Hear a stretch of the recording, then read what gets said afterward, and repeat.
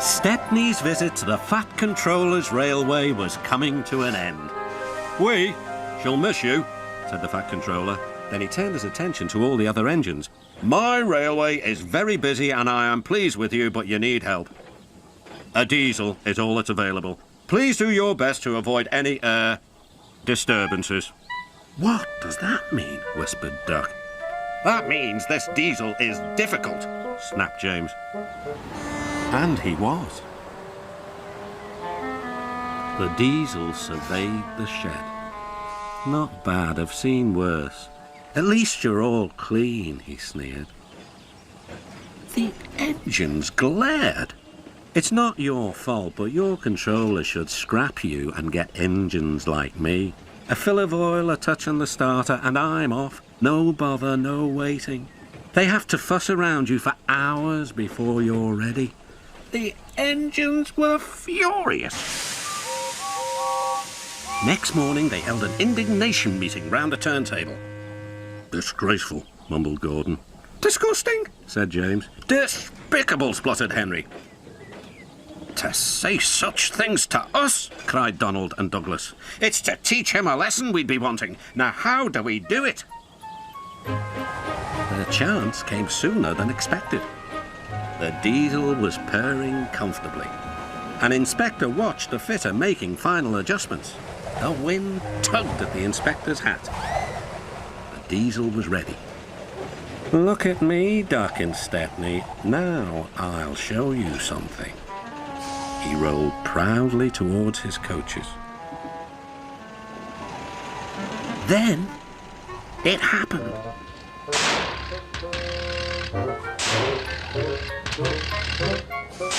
Shaking and spluttering, the diesel stopped. Meanwhile, the inspector was looking for his hat. The diesel seethed with fury as Duck and Stepney pushed him back to the shed. "My hat!" exclaimed the inspector. "You've sucked it through your air intake." "Bother your hat," said the Fat Controller. "The heavy train's due out. You'll have to take it, Duck. Stepney, will you help, please?" "Thank you, sir," cried Stepney. "I'd like a good long run on my last day." The engines were soon ready. "Gordon will take over from halfway, so get the train there. Good luck." "Don't worry," smiled Stepney. "We'll get there and be early too."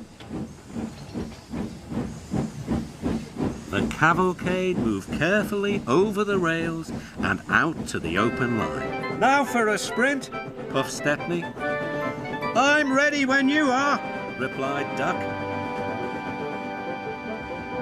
Soon they were whizzing through Edward Station. And next, they charged at Gordon's Hill beyond. They felt the drag of the heavy coaches here. It was hard work.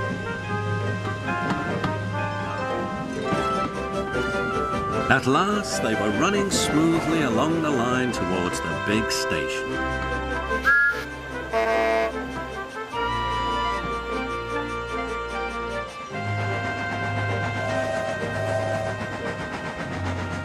"Hello," said Gordon. "You're early. That's one in the headlamp for old Diesel."